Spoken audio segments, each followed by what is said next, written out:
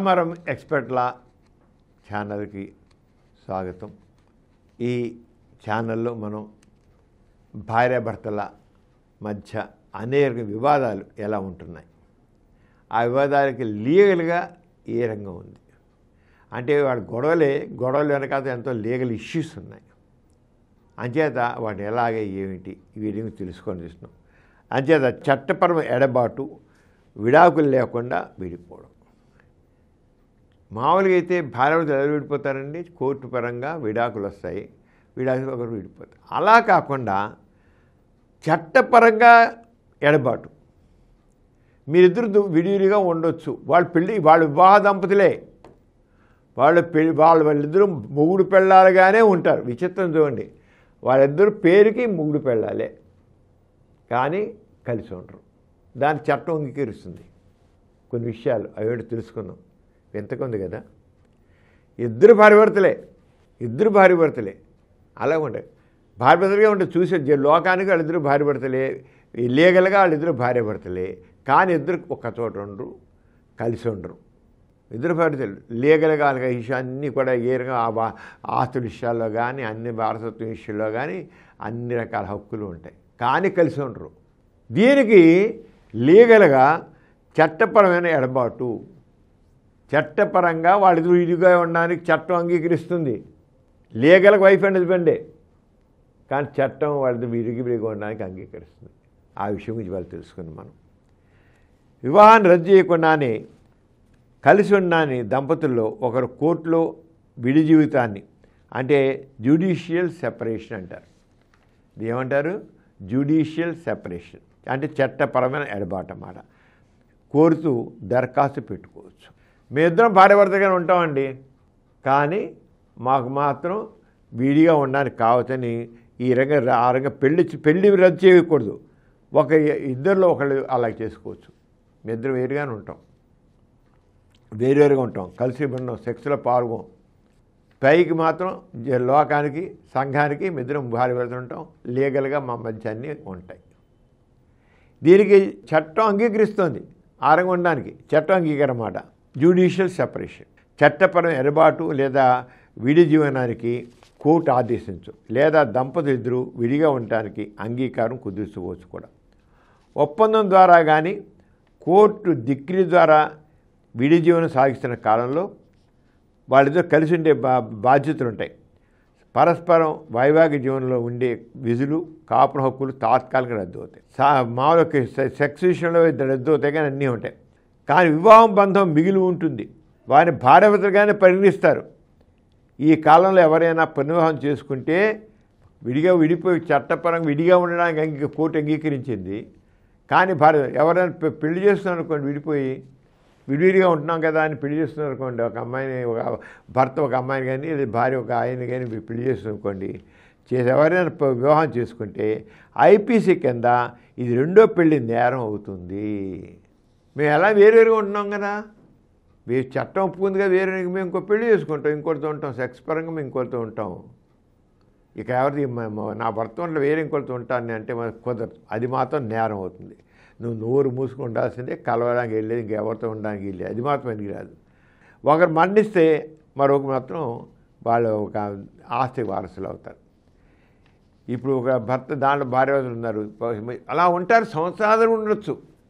సంవత్సరాల తరబడి వాళ్ళు విడిగా చట్టబద్ధంగా విడివిడిగా ఉండవచ్చు. వాళ్ళ ఆస్తి ఒకరు చచ్చిపోతే, భార్య కానీ భర్త కానీ చనిపోతే వాళ్ళ ఆస్తిలో వీళ్ళకి వారసత్వం వస్తుంది. విడివిడిగా ఉన్నప్పటికీ ఆస్తిలో వారసత్వ హక్కులు ఉంటాయి, వారసత్వంగా ఆస్తి వస్తుంది. అది పాయింట్, లీగల్ పాయింట్. అది ఈ ఒప్పందాలు ఇండియన్ కాంట్రాక్ట్ యాక్ట్ వర్తిస్తుంది. ఈ రంగం ఎలా ఏది చేస్తుంది, దేని ప్రకారం వస్తుందంటే ఏ రకంగా వీళ్ళని ఈ రంగా ఏ యాక్ట్ ఉపయోగపడుతుంది, ఈ రంగం చేసుకోవడానికి లీగల్గా ఏ యాక్ట్ ఉపయోగపడుతుందంటే ఇండియన్ కాంట్రాక్ట్ యాక్ట్ అనేది ఉంటుంది అన్నమాట. ఇండియన్ కాంట్రాక్ట్ యాక్ట్ అనేది ఉపయోగపడుతుంది. ఈ ఒప్పందంలో అంశాలు బట్టి విడి జీవనం షరతులు పాటించాల్సి ఉంటుంది. దాంట్లో షరతులు ఉంటాయి, ఆ షరతులు పాటించాలి. ఒప్పందం ఉల్లంఘిస్తే నష్టపరం చెల్లించు. ఇద్దరు పెళ్లి చేసుకోకూడదు అనుకున్నాక మళ్ళీ నష్టపరం చేయాల్సి వస్తుంది. ఏ కారణాలపై విడాకులు కోరవచ్చో ఆ కారణాల ఆధారంగానే విడాకుల బదులు విడి జీవితాన్ని కూడా కోర్టు ద్వారా అర్థించవచ్చు. కోర్టు విడిపోవడానికి ఏ రకంగా అయితే మా భర్త హింసిస్తున్నాడనో లేదా ఇంకోటనో వాడు కానీ ఇలాంటివి ఉన్నాయి కదా పెడతారు. విడిపోవడానికి విడాకుల కోసం అని కోరతారో మనం తెలుసుకున్నాం, తర్వాత ముందు తెలుసుకున్నాం. విడాకులు కోరడానికి ప్రత్యేకంగా నిర్ణయించబడి ఉన్నాయి ఏ సందర్భాల్లో విడాకులు కోరవచ్చు అని. ఆ విషయాన్ని తెలుసుకున్న తర్వాత ఎట్లాను విడిపోవడానికి కోర్టు ద్వారా అర్థించవచ్చు. దీన్ని సెక్షన్ 10 హిందూ వివాహ చట్టం స్పెషల్ మ్యారేజ్ సెక్షన్ 23 కూడా ఇదే చెప్తుంది.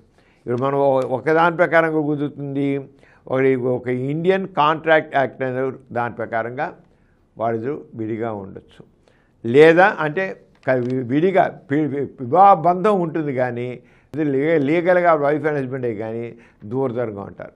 అలా అదొకటిను. ఇంకోటి ఇంకోటి ఏమొస్తుంది, స్పెషల్ మ్యారేజ్ యాక్ట్ సెక్షన్ 23 కూడా ఈ రకంగా ఉండడానికి అవకాశం ఇస్తుంది. స్పెషల్ మ్యారేజ్ యాక్ట్ అంటే ఏ రకంగా మనం ఈ అవకాశాన్ని ఉపయోగించుకోవచ్చు అన్న దానికి ఈ రెండు చెప్పడం ఏంటి. ఇండియన్ కాంట్రాక్ట్ యాక్ట్ అనేది ఒకటి, రెండోది స్పెషల్ మ్యారేజ్ యాక్ట్. ఆ స్పెషల్ మ్యారేజ్ యాక్ట్లో 23 సెక్షన్ 23 స్పెషల్ మ్యారేజ్ యాక్ట్లో సెక్షన్ 23 కూడా ఇదేకి ఉపయోగపడుతుంది. ఇక సెక్షన్ 10 ప్రకారం విడాకులు అడగడానికన్నా ముందు చట్టపరమైన ఎడబాటును కూడా దంపతులు ఒకరు కోరుకోవచ్చు. మామూలుగా కూడా విడాకులు అడగడానికి ముందు కూడా అడగవచ్చు. ఇలాగా ఏమో మారుతాడేమో అతను అంచేత అంటే అంత ఇష్టం ఉండదు, అయినా కోరతారు. కోరిన అలాగే భార్య మారుతుందేమో అంచేత ఏమంటారంటే ముందు నాకు ఫలానా సెక్షన్ ప్రకారంగా ఎడబాటుకి అవకాశం ఇవ్వండి, తర్వాత కాదు మా ఆవిడ అప్పటికి దూరంగా ఉండి రియలైజ్ అవుతుందేమో, రియలైజ్ అయ్యాక మళ్ళీ నాతో ఉండొచ్చేమో, ఉండేట్లయితే అంచేత అంచేత ముందు ఎడబాటుకి ఇవ్వండి. ఎట్లా నాతో ఉండాలని అనుకోవట్లా, ఆమె నాతో కలిసి ఉండాలనుకోవట్లా, అది లేదా అతను నాతో ఉండాలనుకోవట్లా, ఏమో తర్వాత అతనిలో అయినా మార్పు వస్తుందేమో, రావచ్చు. ఎందుకంటే దూరంగా ఉన్నప్పుడు ఒక్కోసారి తెలిసవచ్చు. అంచేత నాకు ఈ అవకాశం ఇవ్వండి అని పెట్టి అప్పటికీ లేకపోతే మాత్రం ఇంకా మార్పు రాబోతే ఇంకా విడాకులు పుచ్చుకుంటాను నేను ఆయన అడగడానికి అవకాశం ఉందని చెప్తున్నారు. అంచేత ఈ రెండు పరిష్కారాలకు సెక్షన్ 10 అనేది ఈ హిందూ మ్యారేజ్ దాంట్లో ఉపయోగపడుతున్నారు. కానీ ఎడబాటు పరిష్కారానికి కాలపరిమితి లేదు. ఎంతకాలం ఎడబాటుగా ఉండడానికి ఇన్ని సంవత్సరాలు దానికి అవగాహన, ఇన్ని నెలల్లో ఇన్ని సంవత్సరాలు లేదు. జీవితాంతం కూడా ఎడబాటు యాక్ట్ ఉపయోగపడుతుంది, అలాగే ఉంటుందట. ఒకసారి లీగల్గా ఎడబాటు దూరంగా ఉంటాం, ఇద్దరు ముగ్గురు పిల్లలమే మేము దూరంగా ఉంటే జీవితాంతం ఒకరు చచ్చిపోయేవాళ్ళాక కూడా జీవితాంతం కూడా వాళ్ళ ఆ యాక్ట్ వాళ్ళని అలాగా రక్షిస్తూనే ఉంటుందట. చూడండి, లీగల్గానే ఉంటారు కానీ దగ్గర ఉండరు, ఒక చోట ఉండరు. ముగ్గురు పిల్లలుగా మాత్రం చట్టరీత్యా ఇద్దరు మూడు పిల్లలే. మళ్ళీ పెళ్లి చేసుకోవడానికి వీలేదు, వాళ్ళు పెళ్లి చేసుకోవడానికి వీలేదు, ఎవరితో ఉండడానికి వీల్లేదు, విడిగా ఉంటారు అంతే. అలా ఒక రోజు, ఒక సంవత్సరం, 2 సంవత్సరాలకి ఎంత కాలపరిమితి లేదు, జీవితాంతం కూడా అలాగే ఎడబాటులో ఉండొచ్చు. కానీ లీగల్గా మామూలుగా ఆస్తులు హక్కులు అని ఉంటాయి సరే, అవన్నీ మామూలుగా వచ్చేస్తాయి. ఇలా దూరంగా ఉన్నా కూడా ఆస్తులకు సంబంధించి కానివ్వండి, ఇంకో రంగం కానివ్వండి, అవన్నీ కూడా మొత్తం వర్తిస్తాయి. వీళ్ళిద్దరికి దగ్గర ఉండరు కానీ తక్కినవన్నీ మాత్రం పూర్తిగా ఒక భార్యాభర్తల మధ్య ఏ రకమైన లీగల్గా ఉండేటువంటి హక్కులు ఉంటాయో హక్కులన్నీ కూడా వస్తాయి. అది ఈ రంగా ఉంది. ఇంకా కుల కట్టుబాట్లు విడాకులు కూడా చూసిన కులం కట్టుబాట్లు ఉంటాయి. కొన్ని కులం పెద్దలు కొన్ని నిర్ణయం చేస్తుంటారు, వీళ్ళు విడిపోవాలి, వీళ్ళది పని గారు విడిపోవచ్చు అని కులం పడి. దాని గురించి కూడా మనం 4 విషయాలు తెలుసుకుందాం. కోర్టుతో సంబంధం లేకుండా విడాకులు పొందే సందర్భాలు ఉన్నాయి. కోర్టు సంబంధం లేకుండానే కొన్ని కుల పెద్దలు నిర్ణయం చేస్తారు. హిందూ వివాహ చట్టం 1955లో రావడానికి ముందు కుల మత ఆచారాలు అంగీకరిస్తే విడాకులు పొందే అవకాశం ఉండేది. ఈ చట్టం వచ్చిన తర్వాత కూడా సెక్షన్ 29(2) ద్వారా ఆచారపరమైన విడాకులను ఆమోదించింది.